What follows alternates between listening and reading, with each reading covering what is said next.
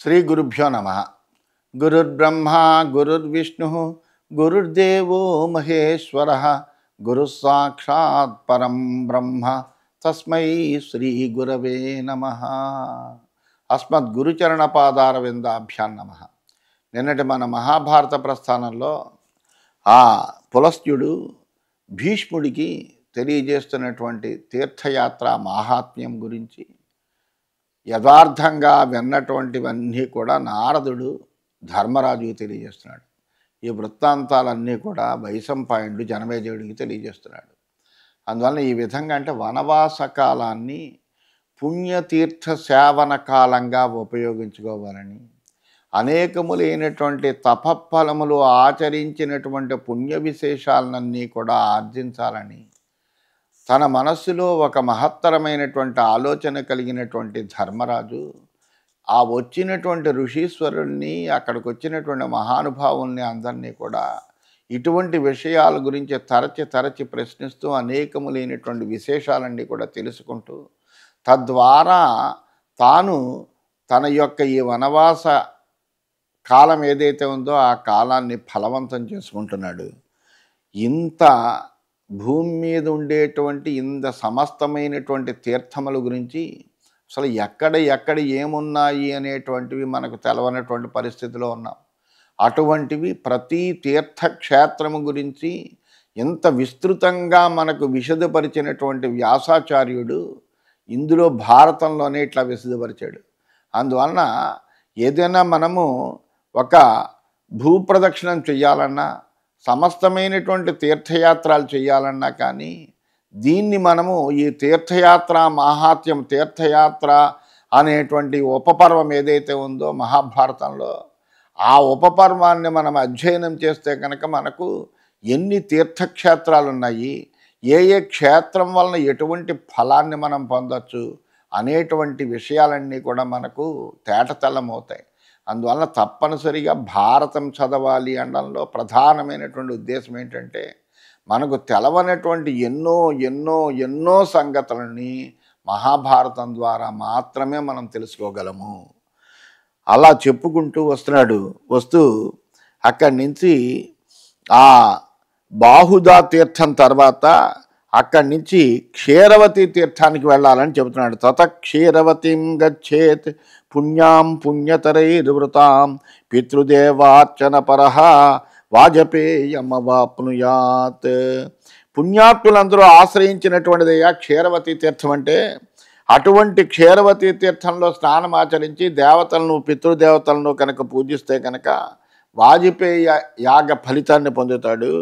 విమలాశోకమాసాద్య బ్రహ్మచారీ సమాహిత తత్రోష రజనీమేకాం స్వర్గలోకే మహీయతే.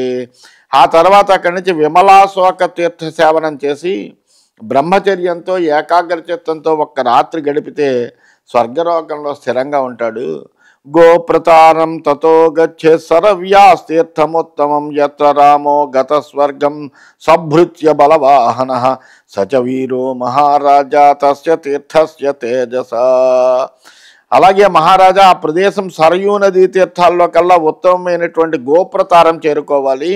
అక్కడే శ్రీరామచంద్రుడు తన యొక్క బలగంతో, సేవకులతో, వాహనాలతో స్వర్గం చేరి తన నిత్య నివాసంలో తీర్థ ప్రభావంతో అక్కడ ప్రకాశిస్తున్నాడు. అక్కడ స్నానం చేయడం వల్ల రామస్య చ ప్రసాదేన వ్యవసాయాచ్చ భారత తస్మిన్ తీర్థే నరస్నాత్వా గోప్రతారే నరాధిప సర్వపాప విశుద్ధాత్మ స్వర్గలోకే మహీయతే. ఓ రాజా, సరయూ తీర్థ శ్రేష్టమైనటువంటి గోప్రతారం చేరి స్నానం కనుక ఆచరిస్తే శ్రీరాముడి అనుగ్రహం వాళ్ళకి తప్పనిసరిగా ఉంటుంది. దానివలన తన ప్రయత్నం వలన సర్వపాప విముక్తుడై స్వర్గంలో పూజింపబడతాడు. రామతీర్థే నరస్నాత్వా గోమత్యాం కురునందన అశ్వమేధం అవాప్నోతి పునాతి చ కులం నరః.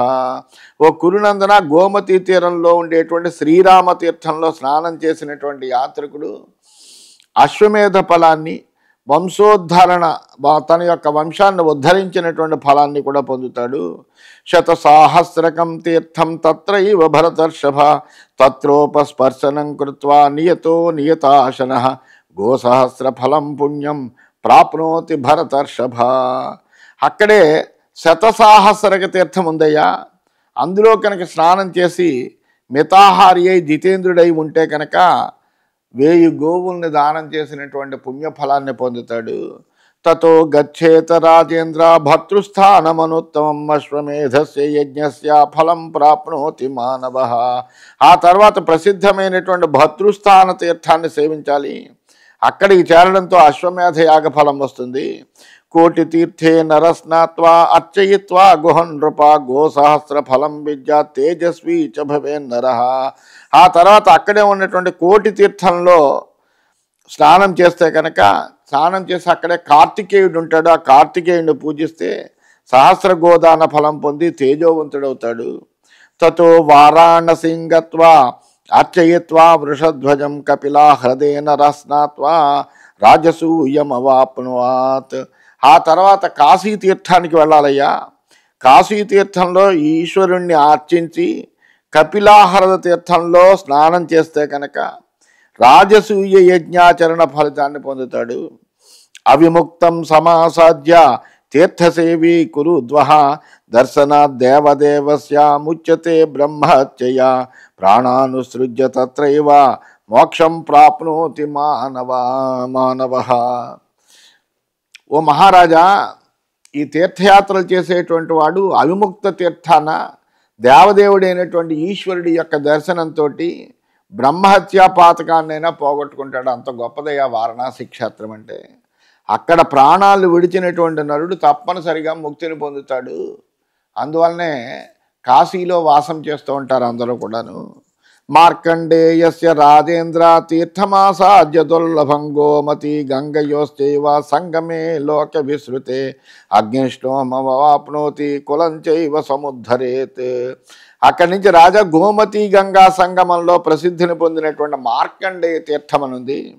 ఆ తీర్థ సేవనం చేస్తే కనుక అగ్నిష్ఠోమ యాగ ఫలాన్ని కైవసం చేసుకుంటాడు. అతడి యొక్క వంశము కూడా ఉద్ధరింపబడుతుంది. తతో గయాం సమాసాద్య బ్రహ్మచారి సమాహితాశ్వమేధమవాప్నోతి కులంచైవ సముద్ధరేత్. అక్కడి నుంచి గైకి వెళ్ళాలయ్యా. గైకి వెళ్ళి జితేంద్రుడే ఉంటే కనుక అశ్వమేధ యాగ ఫలాన్ని పొందడమే కాకుండా తన వంశాన్ని ఉద్ధరించుకున్నవాడవుతాడు. తత్రాక్షయవటో నామ త్రిషు లోకేషు విస్తృత తత్ర దత్తం పితృభ్యస్త భవత్యక్షయముచ్యతే. అక్కడ ప్రసిద్ధమైనటువంటి అక్షయవట తీర్థం ఉంది. అక్కడ పితృదేవతలకి ఇచ్చేటువంటి ద్రవ్యాలన్నీ కూడా అక్షయాలు అవుతాయి. అందువల్లనే అక్కడికి వెళ్ళి ఆ పితృదేవతలకి అందరికీ కూడా తర్పణాలు ఇవ్వడమే కాకుండా శ్రాద్ధాలు కూడా అక్కడ పెడతారు. కారణం అది. గయాయాం దత్తమస్తు అని ఎక్కడ పెట్టినా కానీ మనం చెప్పుకుంటాం. అటువంటిది సాక్షాత్తు గైలో కనుక పితృదేవతలను అర్చిస్తే కనుక ఎటువంటి పుణ్య విశేషం అవుతుందో చెప్పక్కర్లేదు. మహానద్యాం ఉపస్పృశ్య తర్పయేత్ పితృదేవతాః అక్షయాన్ ప్రాప్యాన్ లోకాన్ కులంచైవ సముద్ధరేత్.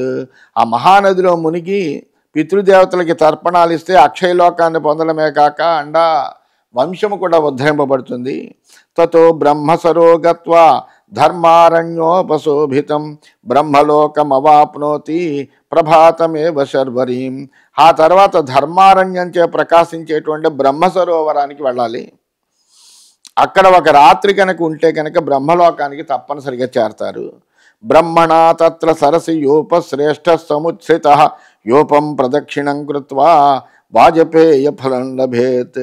బ్రహ్మ సరస్సులో ఒక గొప్ప స్తంభాన్ని పాతాడయ్యా.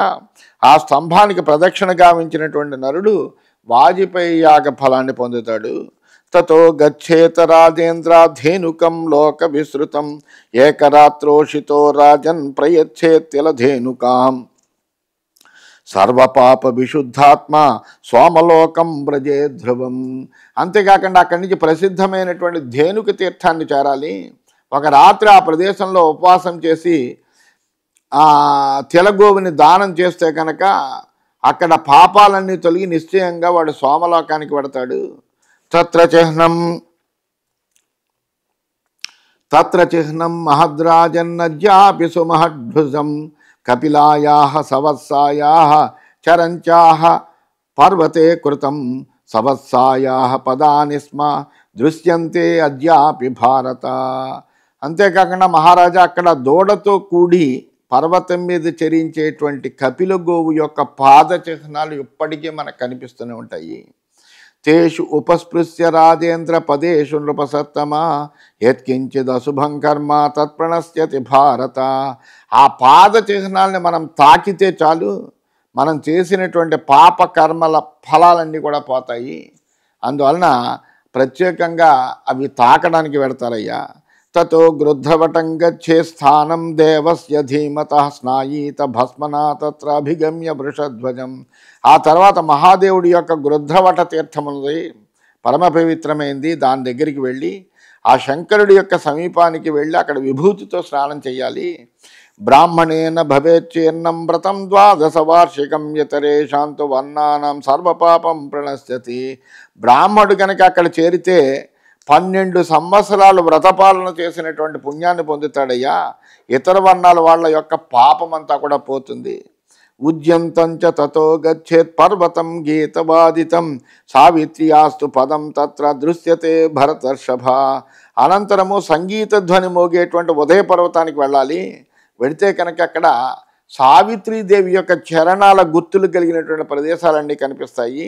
తత్ర సంధ్యాముపాసీత బ్రాహ్మణ సంసిత వ్రత తేన ఉపాస్తా భవతి సంధ్యా ద్వాదశ వార్షికీ. అందువల్ల ఉత్తమ వ్రతపాలన చేసే బ్రాహ్మణుడు అక్కడికి వెళ్ళి సంధ్యోపాసన చేయాలి. అలా చేస్తే 12 సంవత్సరాల సంధ్యోపాసన ఫలాన్ని గ్రహిస్తాడు. యోనిద్వారంచ తత్రైవ విశ్రుతం భరతర్షభ తత్రాభగమ్యముచ్చేత పురుషో యోని సంకటాత్. ఆ తర్వాత ఆ ప్రదేశంలోని యోనిద్వార తీర్థం అనేటువంటిది ఉంది. అక్కడికి చేరితే కనుక యోనిద్వార సంకటాన్ని తిరిగి పురుషుడు పొందడు. అసలు కృష్ణ శుక్లా ఉభౌ పక్షౌ గయాయాం యో వసేన్నర పునాత్యా సప్తమం రాజన్ కులం నాస్త్యత్ర సంశయ. ఓ రాజా, గయా తీర్థంలో కృష్ణ శుక్ల పక్షాలు రెంటి యందు కూడా ఉంటే 7 తరాలు పవిత్రం చేసుకుంటాడు అనేటువంటి మాట యథార్థమైన మాట. జ్యేష్ఠవ్యా బహవ పుత్రాః యజ్యేకోపి గయాం వ్రజేత్ యజేత వాస్వమేధేన నీలం వా వృషముసృజేత్. అనేక మంది పుత్రుల్ని కనాలయ్యా. వాళ్ళు ఒక్కడైనా గయా తీర్థానికి పెడతాడు, అశ్వమేధం చేస్తాడు, లేదా వృషోత్సర్జనమైన ఆచరిస్తాడు అక్కడ. అలా చేస్తే కనుక చాలా ఉపయోగం ఉంటుంది. తతః ఫల్గుం వ్రజేత్ రాజన్ తీర్థసేవీ నరాధిప అశ్వమేధమవాప్నోతి సిద్ధించ మహతిం వ్రజేత్. మానవుడు ఫల్గు తీర్థానికి వెడితే అశ్వమేధ యాగం ఫలం పొంది గొప్ప సిద్ధిని కూడా పొందుతాడు. తతో గచ్చేత రాజేంద్ర ధర్మప్రస్థం సమాహితః తత్ర ధర్మో మహారాజా నిత్యమాస్తే యుధిష్ఠిరా.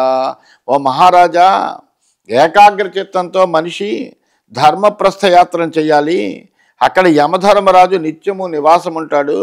తత్ర కూపోదకం కృత్వా తేన స్నాతః శుచిస్తథా పితॄన్ దేవాంసు సంతర్ప్య ముక్తపాపో దివం వ్రజేత్. ఆ తీర్థంలో కోపజలంలో స్నానం చేసి పితృదేవతలను దేవతలను కనుక పూజించి తర్పణాలు చేస్తే కనుక పాపాలన్నీ పోయి స్వర్గలోకం చేరతాడు. మతంగస్య ఆశ్రమస్తత్ర మహర్షేర్భావితాత్మనః తం ప్రపశ్య ప్రవిశ్యాశ్రమం శ్రీమత్ శ్రమసో కవినాశనం.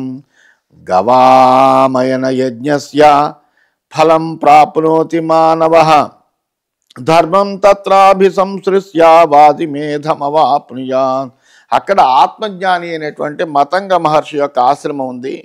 శ్రమను శోకాన్ని కూడా నాశనం చేసే ఆ ఆశ్రమంలో ప్రవేశ మాత్రంతో గవాయన యజ్ఞ ఫలం లభిస్తుంది.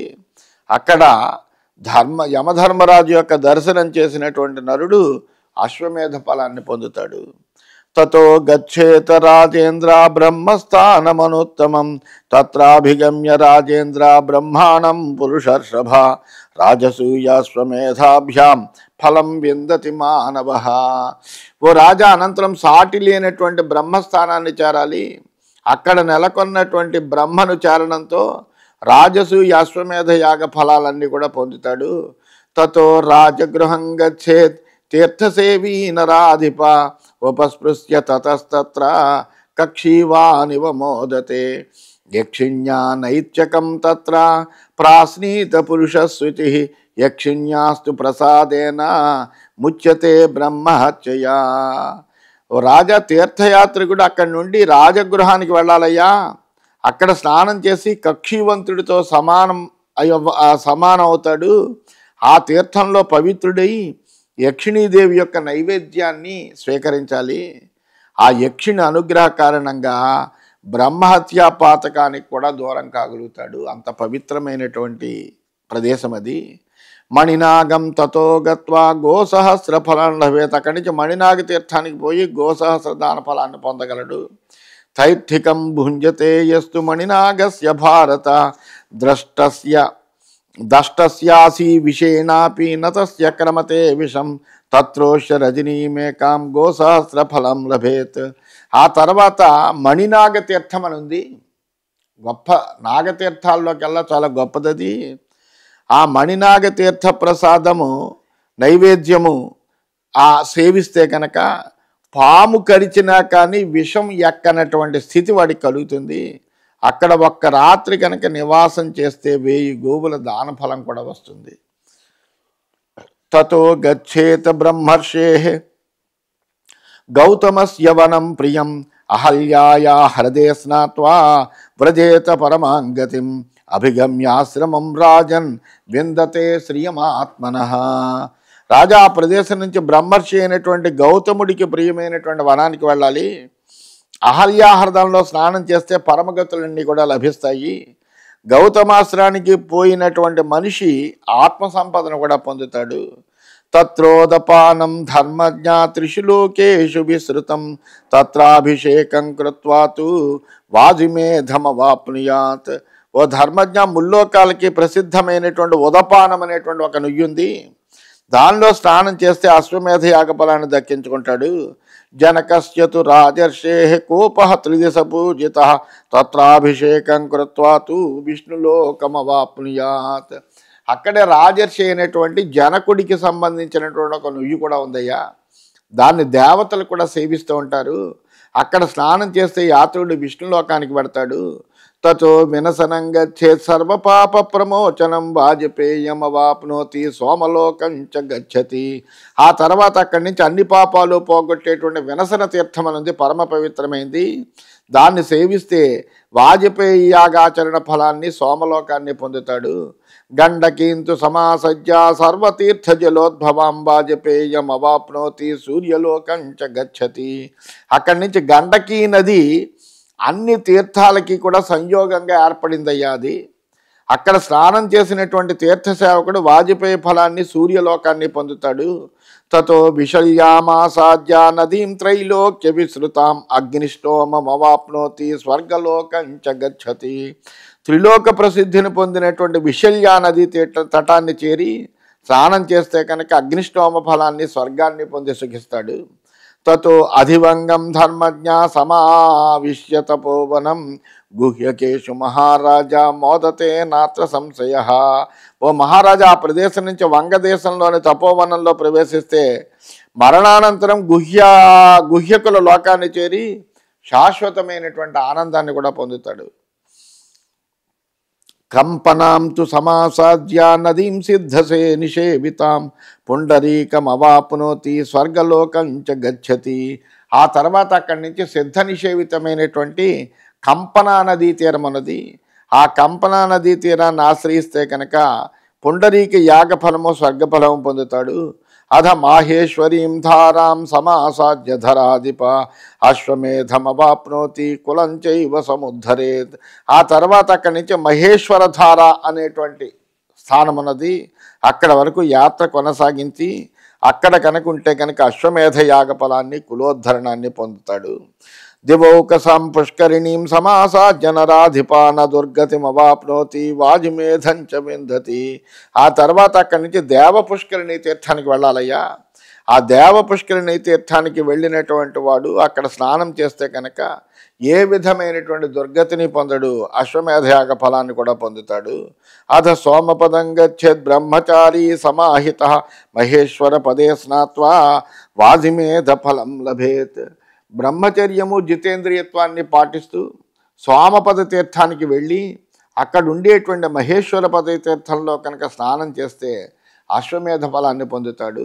తత్ర కోటిస్తు తీర్థానాం విశ్రుత భరతర్షభ కూర్మరూపేణ రాజేంద్ర హ్యసురేణ దురాత్మన మ్రియమాణ హృతా రాజన్ విష్ణునా ప్రభ విష్ణునా తత్రాభిషేకం కుర్వీత తీర్థకోట్యాం యుధిష్ఠిరా పుండరీకమవాప్నోతి విష్ణులోకంచ గచ్చతి. ఓ రాజా, ప్రదేశంలో ప్రఖ్యాతమైనటువంటి కోటి తీర్థం అనేటువంటిది కూడా ఉంది.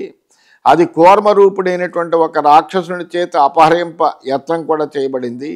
శ్రీ మహావిష్ణువు ఆ ప్రయోత్రాన్ని నిరోధించి ఆ తీర్థాలన్నింటినీ కూడా మళ్ళీ పైకి తీశాడు.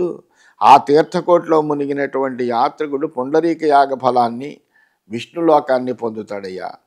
తతో గచ్చేత రాజేంద్ర స్థానం నారాయణస్య చ సదా సన్నిహితో యత్ర విష్ణుర్వసతి భారత యత్ర బ్రహ్మాదయో దేవాః ఋషయశ్చ తపోధనాః ఆదిత్య వసవో రుద్రాః జనార్దనముపాసతే శాలగ్రామ ఇతి ఖ్యాతః విష్ణురద్భుత కర్మకః. ఓ రాజా, తర్వాత నారాయణ స్థానాన్ని చేరాలి. అది విష్ణువుకి నివాస స్థానమైనటువంటిది. బ్రహ్మాది దేవతలు, తపోధనులైనటువంటి ఋషులు, ఆదిత్యులు, వసువులు, రుద్రులు అందరూ కూడా అక్కడికి నిత్యం వచ్చి ఆ జనార్దనుని సేవిస్తూ ఉంటారయ్యా. ఆ క్షేత్రంలో విష్ణువు శాలగ్రామ నామంతో ప్రసిద్ధుడు. అభిగమ్య త్రిలోకేశం వరదం విష్ణుమవ్యయం అశ్వమేధం అవాప్నోతి విష్ణులోకంచ గచ్చతి. ముల్లోకాలకి ప్రభు అయినటువంటి వరదాయకుడైనటువంటి వినాశరహితుడైనటువంటి ఆ విష్ణువు సమీపానికి చేరి అశ్వమేధ యాగ ఫలాన్ని విష్ణులోకాన్ని పొందుతారయ్యా. తత్రోదపానం ధర్మజ్ఞ సర్వపాప ప్రమోచనం సముద్రాస్తత్ర చత్వారః కూపే సన్నిహితా సదా. ఆ ధర్మజ్ఞ సర్వపాపాలని పోగొట్టగలిగినటువంటి ఉదపానము అనేటువంటి ఒక నుయ్యి ఉంది. అందులో 4 సముద్రాల జలాలు కూడా అందులో నిక్షిప్తమై ఉన్నాయి. తత్ర ఉపస్పృశ్య రాజేంద్ర న దుర్గతిమవాప్నుయాత్ అభిగమ్య మహాదేవం వరదం రుద్రమవ్యయం విరాజతి యథా సోమః మేఘైర్ముక్తో నరాధిప జాతి స్మరముపస్పృశ్య శుచిప్రేతమానసః. ఆ ఉదపానంలో స్నానం చేసినటువంటి వాడు ఏ విధమైనటువంటి దుర్గతిని పొందడు. వరప్రదాయకుడు అవినాశి అయినటువంటి మహాదేవుణ్ణి అర్చించి తీర్థయాత్రికుడు మేఘావరణం తొలగినటువంటి చంద్రుడు ఎలాగైతే ప్రకాశిస్తాడో అలా ప్రకాశిస్తాడయ్యా. ఆ ప్రదేశంలోనే జాతి స్మర తీర్థం ఉంది. అందులో స్నానం చేసినటువంటి మనిషికి శరీర శుద్ధి, మనశుద్ధి కూడా కలుగుతుంది. జాతి స్మరత్వం ఆప్నోతి స్నాత్వా తత్ర న సంశయః మాహేశ్వర పురంగత్వా అర్చయిత్వా వృషధ్వజం ఈప్సితాన్ లభతే కామాన్ ఉపవాసాన్న సంశయః తతస్తు వామనం గత్వా సర్వపాప ప్రమోచనం అభిగమ్య హరిం దేవం న దుర్గతిమవాప్నుయాత్ కుశికస్యాశ్రమం గచ్చేత్ సర్వపాప ప్రమోచనం. ఆ తీర్థ సేవనం చేత మనిషికి పూర్వజన్మ స్మృతి కూడా కలుగుతుంది. అందులో ఏమీ సందేహం లేదు. మాహేశ్వరపురం చేరి వృషధ్వజుని పూజిస్తే కనుక అక్కడ ఉపవాసం చేస్తే అతడి మనోరథాలన్నీ కూడా తీరుతాయి. ఆ తర్వాత పాపాలను తొలగించగలిగినటువంటి వామన తీర్థం ఉన్నది, అక్కడికి వెళ్ళాలి. అక్కడికి వెళ్ళి ఆ శ్రీహరిని దర్శిస్తే ఏ మనిషికి కూడా దుర్గతులు ఉండవు. అక్కడికి వెళ్ళిన వాళ్ళకి క్రమంగా పాపాలన్నింటినీ కూడా ఛేదించేటువంటి కుషికుని ఆశ్రమం ఉంది అక్కడ. అక్కడికి వెళ్ళాలయ్యా. కౌశికీం తత్ర గచ్చేత మహాపాప ప్రణాశినీం రాజసూయస్య యజ్ఞస్య ఫలం ప్రాప్నోతి మానవః. పెద్ద పెద్ద పాపాలన్నీ కూడా నశింపచేసేటువంటి సామర్థ్యం కలిగినటువంటి కౌశికీ నదీ తీర్థం ఉంది అక్కడ. ఆ కౌశికీ నదీ తీర్థం దగ్గరికి వెళ్ళి అక్కడ సేవించి స్నానం ఆచరిస్తే కనుక రాజసూయ యాగం చేసినటువంటి ఫలాన్ని సాధిస్తాడు అని ఇట్లాగా అనేకములైనటువంటి తీర్థక్షేత్రాలన్నిటి గురించి అలా చెబుతూనే ఉన్నాడు. ఎన్ని ఉన్నాయంటే 1 కోటి తీర్థాలు ఉన్నాయి. ఈ భూప్రపంచంలో ఉన్నటువంటి తీర్థాలన్నింటినీ కూడా లెక్క చేయడం మన వల్ల కాదు, కానీ వ్యాస భగవానుడి వల్ల అయింది. అందువలన ఆయన అవన్నీ కూడా మనకు తెలియజేస్తున్నాడు. ఒక్కసారి ఆ తీర్థాల్లో మనం స్నానం చేసినా చేయకపోయినా కనీసం ఆ తీర్థాల పేరు విన్నా కానీ మహాపుణ్యం లభిస్తుందని తెలియజేస్తూ స్వస్తి.